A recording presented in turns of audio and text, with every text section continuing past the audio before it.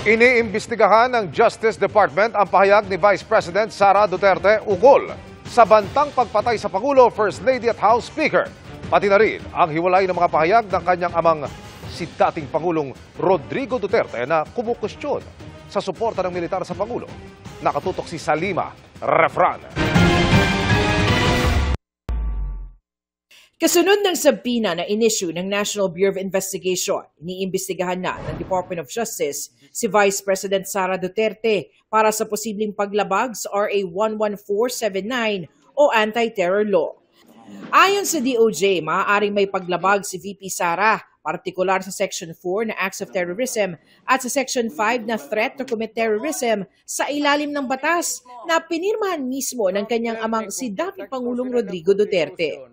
Klaro sa ating batas na kapag kayo ay gumawa ng mga hakbang para saktan at bigyan ng banta ang buhay ng ibang tao, kasama po yan sa terrorism.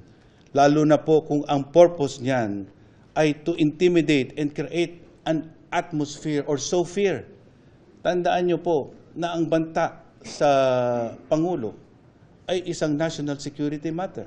Paasa po si VP Sara at ang taong bayan na magiging parehas po ang NBI. Iimbestigahan din namin, tatanungin din namin si VP Sara sino ba yung nagtetret sa kanya.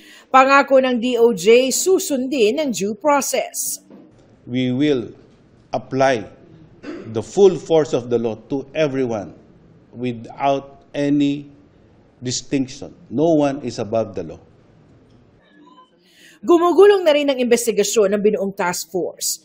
Kasama na rin sa iniimbestigahan ang mga pahayag ng dating Pangulong Duterte na tinawag ng DOJ na bordering on seditious, pati na ang sinasagawang pagdinig sa confidential funds ng OVP sa Kamara.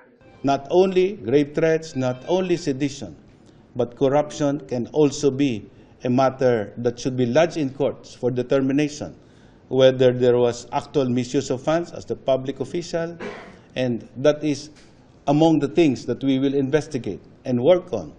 And we are just awaiting the formal referral of the proceedings before the Quadcom to be given to the Department of Justice.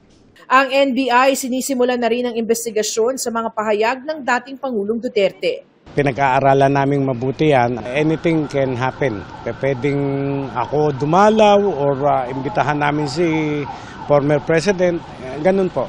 Sa gitna ng mga investigasyon, naghain naman sa Korte Suprema ng disbarment complaint laban kay VP Sara si Presidential Advisor on Poverty Alleviation, Larry Gadon. Dahil daw ito sa banta ng Vice Presidente na ipapatay si Pangulong Marcos, First Lady Liza Marcos at House Speaker Martin Romualdez. Sinisikap pa ng GMA Integrated News sa makuhang panig ni Vice President Duterte. Para sa GMA Integrated News, Salima Refran, nakatutok 24 oras.